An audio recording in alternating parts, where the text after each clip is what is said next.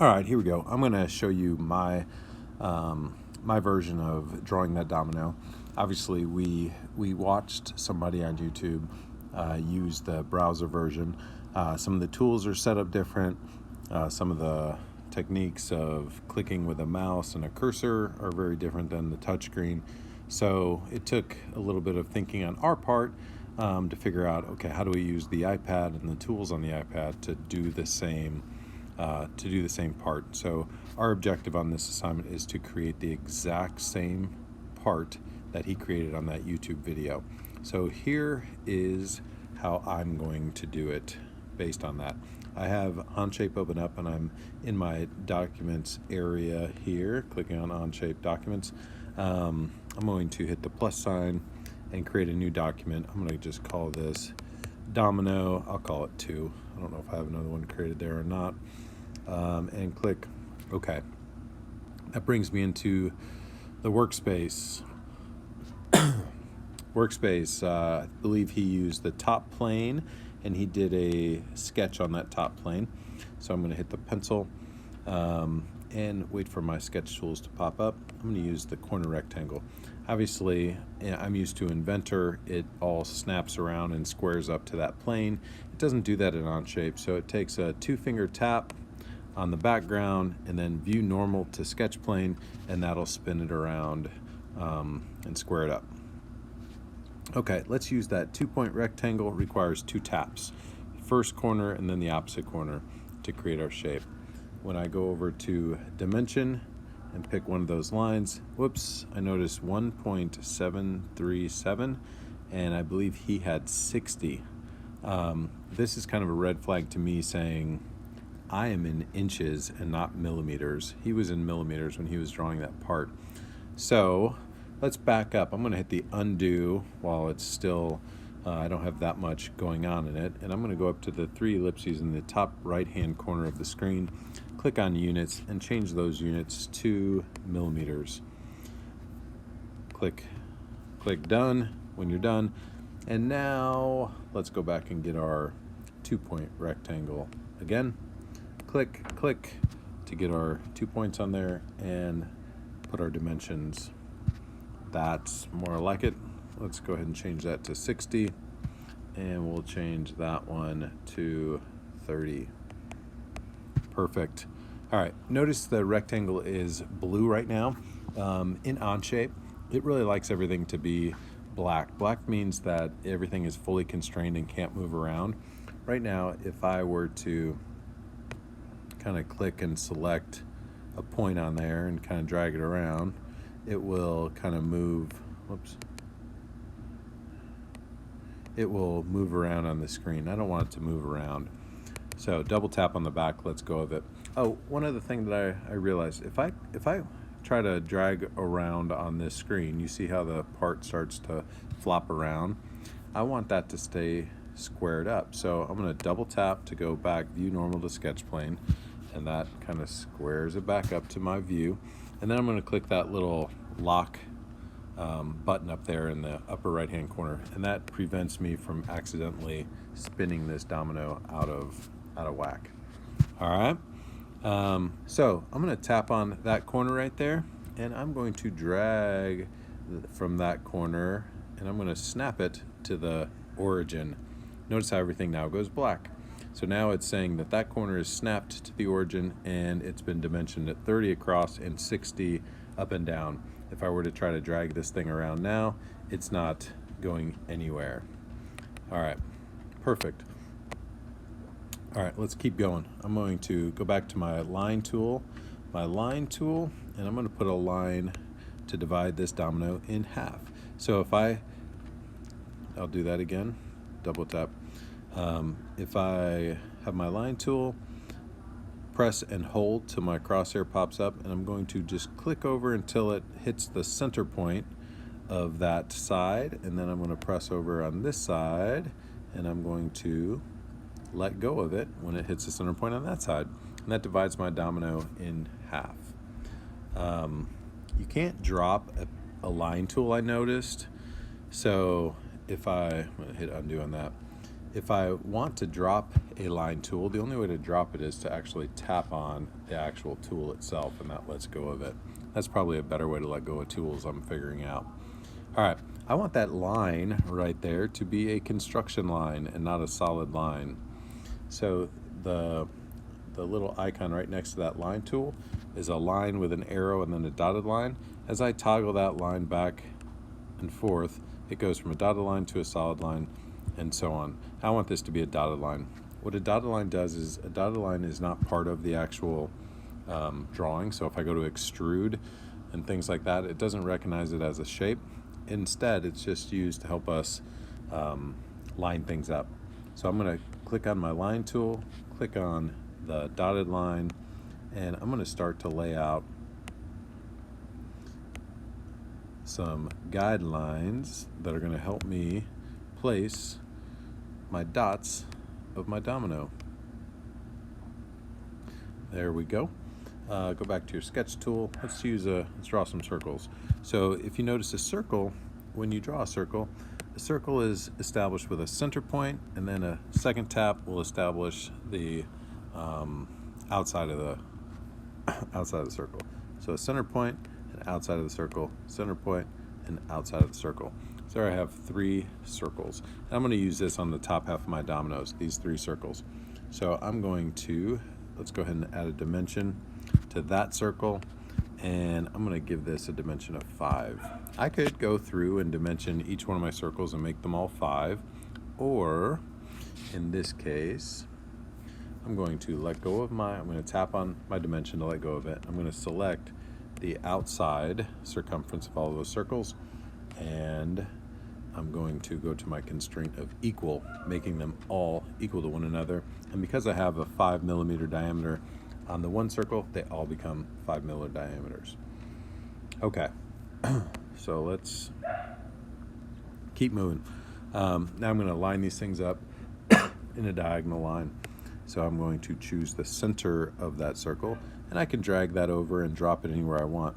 And notice how when I hover over this line, which is what I wanted to line up with, it snaps to that line and kind of rides with it. So I'm going to make sure I let go of it while it's sitting on that line. If I go to grab the next circle, watch what happens. I go to drag it, the first circle is moving as well. That's because I did not let go of the first circle. Double tap in the background lets go of all of your selected objects. Otherwise, it's going to assume you want 2 things selected.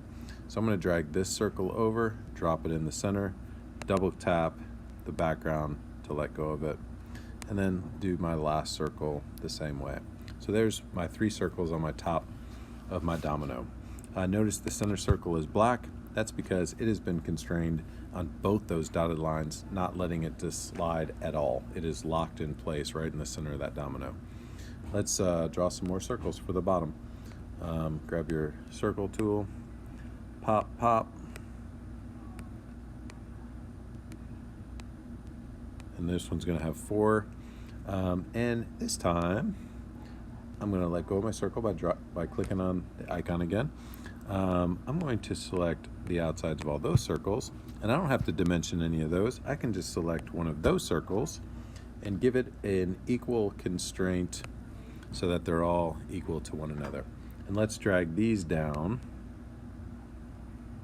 Sometimes I move my finger before that crosshair pops up. Make sure that crosshair pops up before you start sliding around. Double tap, let go, grab it, double tap. Just getting them approximately in the right spot. Then we're going to put some more constraints on them. They're all blue still. Remember, we want to try to get them all black. So double tap to let go. I'm going to click the center points. Whoops, not that line. Double tap. I don't want that.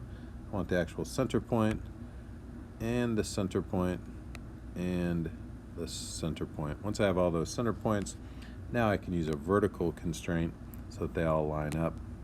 I'm going to do the same thing to these 3 over here. Boom. Vertical constraint. They all line up.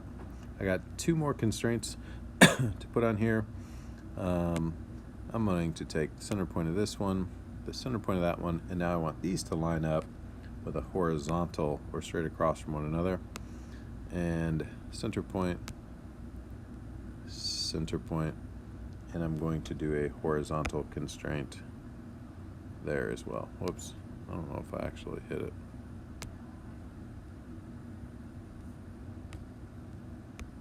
There we go. So let's see what happens. They're still blue, meaning that if I were to grab one of these circles and drag them around, they all are going to move. So they're constrained to one another, but they're not necessarily constrained to the domino itself. So here's how we're going to constrain it to the domino. I'm going to come back up here and I'm going to grab my line, make sure it's on construction line, and I'm going to click and draw a line and measure by putting a dimension on that line of 7, I believe he had in the video. There, they all go black because that first piece is set in place. All the rest of them kind of snap in place because of that. All right, the last thing that I need to do is I need to put a little dividing indentation in between the top and the bottom of the domino. So I think he used a corner rectangle and did some symmetrical type stuff. The same thing can be done with the center point rectangle. I'm going to, whoops, I didn't mean to select that, double tap. Pick that center point rectangle again, press and hold till the crosshair, and then snap it until it gets to the center. You don't need to worry about symmetrical if you're using that center point rectangle tool. So I'm going to tap my second corner in there, and obviously I didn't get far enough away, so I'm going to delete that. I'm going to try it again. I'm going to drop the center point in there, and then up there I'll create my square, rectangle, whatever you want to call it at that point. Okay, so let's add some dimensions to this. Dimension, click on that line, click on that line, missed it, delete that dimension, click on that line, click on that line, missed it again. I'm going to zoom in, my fingers are too big, click on that line, click on that line. Now I'm going to dimension in between these two lines to be 2. Great. And while I'm zoomed in, I'm going to go ahead and put those arcs on there.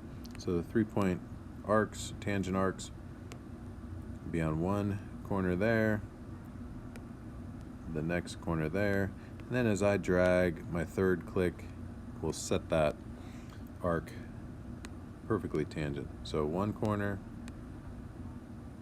second corner, and then the third little tap to set that in place. Okay, so let's go ahead and trim using the scissors. I'm going to trim these line segments out of there. Perfect. Guess I didn't need to trim that last one. Okay, and then I'm going to do my dimension between that arc and that arc, and I believe he had a dimension of 20. Perfect. There we go. So there is my domino. So I'm going to finish this sketch by hitting the check mark down in that corner, and there's my domino that you see.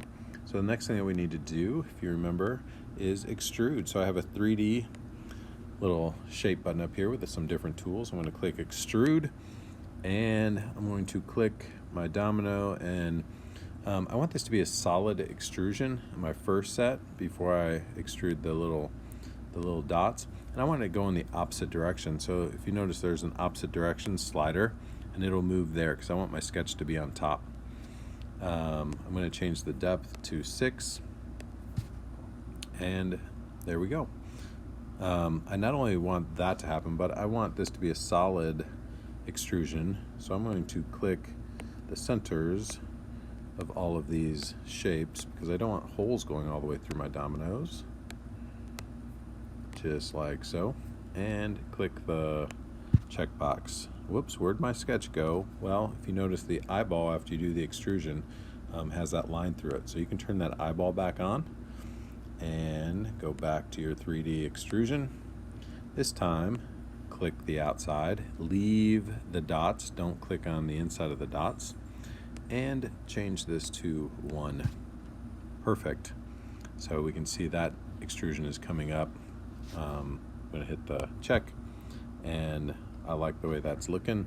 Let's go ahead and turn some of these eyeballs off so we can just focus on that domino and the sketch as well. Good. Last thing we're going to do is put some fillets in there. So the 3D tool has a fillet feature, and I can click, I'm going to change the size of this fillet to be 0.5. Okay. And while I'm doing these fillets, I'm going to click on the inside of all of these circles and shapes, filling in the insides of those shapes. All right, so I got a nice little curve inside of there. I'm going to do one more fillet, and this one I'm going to leave it at 5 millimeters, and I'm going to tap on the corners of the domino. There you have it. Check mark. Done. There's the domino as he left it. Now, if I was doing this domino, I might do another fillet. You don't have to, but I don't like how it has those really sharp corners on there, so I might put another 0.5 fillet right around the outside to give it a nice little softened edge there, and maybe even on the back side, because dominoes are kind of eased over on the edges. There you go. So there is my finished domino tutorial.